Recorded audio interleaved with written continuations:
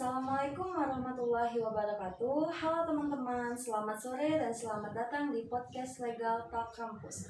Perkenalkan, saya Salsabila Sania Lestari, mahasiswa hukum semester 2 Universitas Adiwangsa Jambi yang akan menjadi host pada podcast kali ini. Pada kesempatan ini, kita akan membahas tema yang sangat dekat dengan kehidupan sehari-hari, yaitu perjanjian dalam hukum perdata, wan prestasi, dan penyelesaian sengketa dalam transaksi jual beli online. Topik ini penting untuk kita pahami karena perjanjian dan transaksi online telah menjadi bagian dari kehidupan masyarakat saat ini. Dengan memahami hukum perdata, kita dapat mengetahui hak dan kewajiban para pihak serta langkah yang dapat dilakukan apabila terjadi sengketa. Untuk membahas topik ini, telah hadir bersama kita dua narasumber yang luar biasa. Baik, saya persilakan terlebih dahulu kepada narasumber satu untuk memperkenalkan diri. Perkenalkan, nama saya Muhammad Hadika Ramadan, mahasiswa hukum semester 2 kampus Unaja, kampus Universitas Adiwangsa Jambi. Terima kasih Kak Ferdika. Selanjutnya saya persilakan kepada narasumber 2 untuk memperkenalkan diri.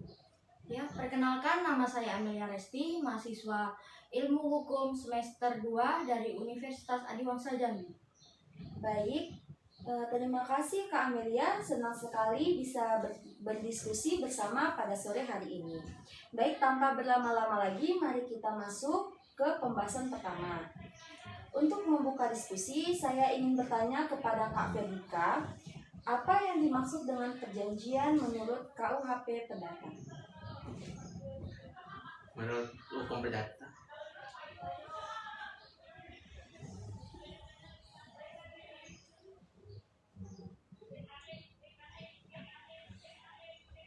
menurut pasal 13 KUHP Perdata, perjanjian adalah suatu perbuatan di mana satu orang lebih mengikatkan dirinya terhadap orang lain. Sederhananya, perjanjian merupakan kesepakatan antara para pihak dan menimbulkan hak dan kewajiban yang harus dipenuhi. Ya, oke. Baik, terima kasih Kak Ferdika atas penjelasannya. Masih kepada Kak Ferdika ya. Apa saja syarat sah perjanjian berdasarkan pasal 1320 KUHP Perdata? Pertama, di pasal 1320 KUHP Perdata itu adanya kesepakatan para pihak. Yang kedua adalah kecakapan para pihak untuk membuat perjanjian. Jadi kalau misalkan di bawah 21 tahun atau yang belum menikah itu belum bisa membuat perjanjian. Dan ketiga, adanya objek atau hal yang diperjanjikan. Yang keempat adalah sebab yang halal atau yang tidak bertentangan dengan hukum yang berlaku. Ya. Baik, jadi terdapat 4 syarat yang harus dipenuhi agar suatu perjanjian dianggap sah dan mengikat para pihak. Selanjutnya, Kak Ferdika, apa yang dimaksud dengan wan prestasi dalam hukum perdata dan apa saja bentuk-bentuk wan prestasi yang sering terjadi dalam kehidupan sehari-hari? Wan prestasi itu adalah ketika salah satu pihak dalam perjanjian tidak melaksanakan kewajibannya sebagaimana yang telah disepakatin. Dengan kata lain, pihak tersebut melanggar perjanjian yang telah dibuat.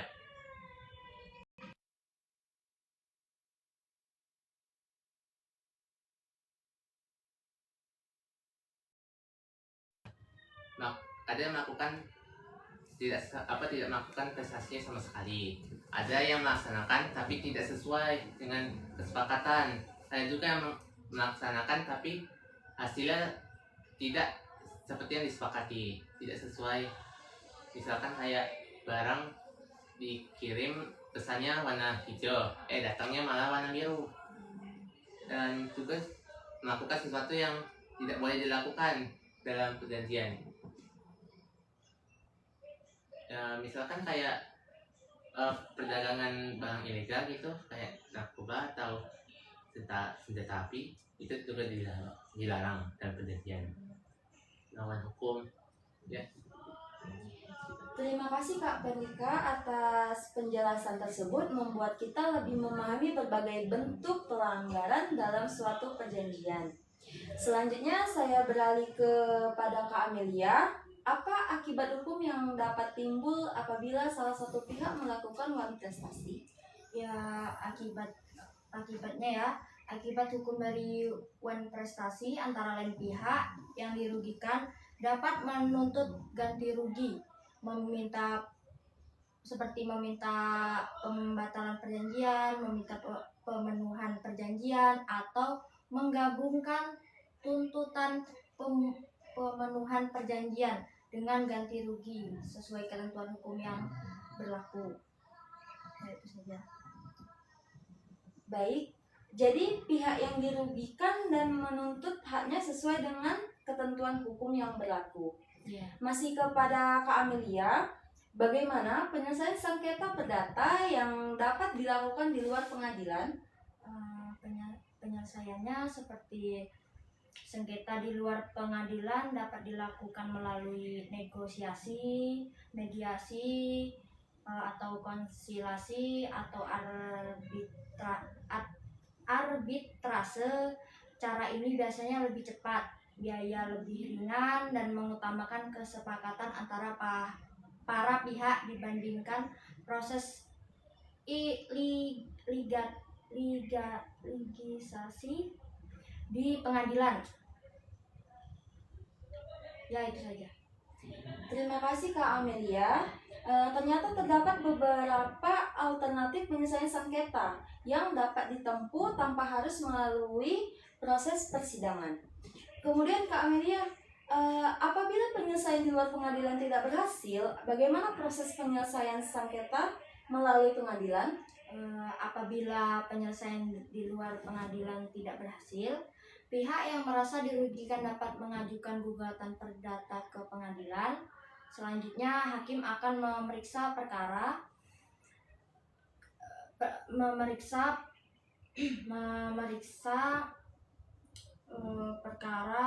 Selanjutnya, hakim akan mendengarkan keterangan para pihak, memeriksa bukti-bukti, dan akhirnya memberikan keputusan yang bersifat mengikat. Nah, ya itu saja. Baik, jadi pengadilan menjadi langkah terakhir apabila para pihak tidak berhasil mencapai kesepakatan. Untuk memperjelas pembahasan kita, saya ingin mengangkat sebuah studi kasus. Misalnya, seorang membeli sebuah tas melalui marketplace dan telah melakukan pembayaran sesuai harga yang ditentukan. Namun setelah barang diterima, ternyata kualitas dan spesifikasi barang tersebut tidak sesuai dengan deskripsi yang diberikan oleh penjual. Menurut Kak Fedika dan Kak Amelia, apakah kondisi tersebut dapat dikategorikan sebagai one prestasi? Ya, itu adalah one prestasi karena kondisi tersebut dapat dikategorikan one prestasi karena penjual tidak memenuhi kewajibannya sesuai dengan perjanjian yang disepakati dan telah dibuat dengan pembelinya.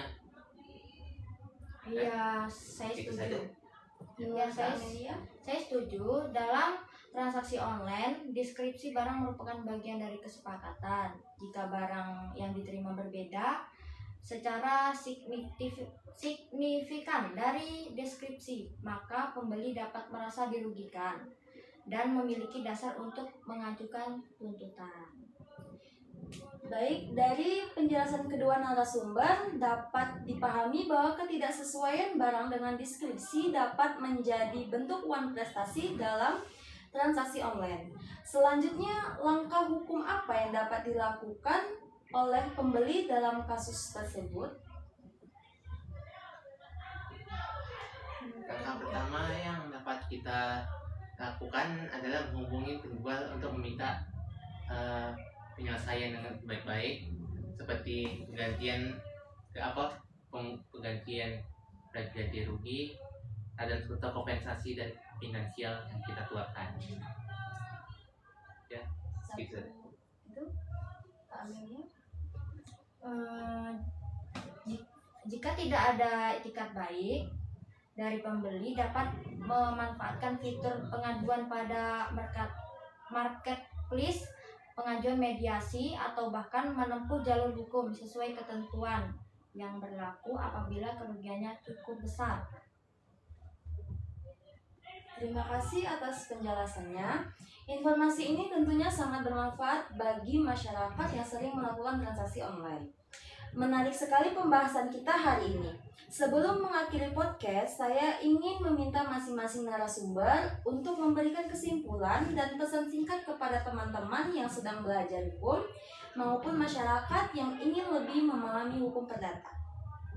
Menurut saya, kesimpulannya, perjanjian merupakan dasar hubungan hukum antara para pihak. Oleh karena itu, setiap orang perlu memahami hak dan kewajibannya agar terhindar dari sengketa dan kerugian. Segitu saja. Kesimpulan saya, di era digital saat ini, pemahaman mengenai hukum perdata sangat penting, terutama dalam transaksi online. Dengan memahami hukum, masyarakat dapat melindungi hak-haknya dan menyelesaikan sengketa secara tepat. Itu saja. Baik teman-teman, itulah diskusi kita pada episode podcast Legal Talk Kampus hari ini. Terima kasih kepada Kak M. Fedika Ramadan dan Kak Amel Risti yang telah berbagi ilmu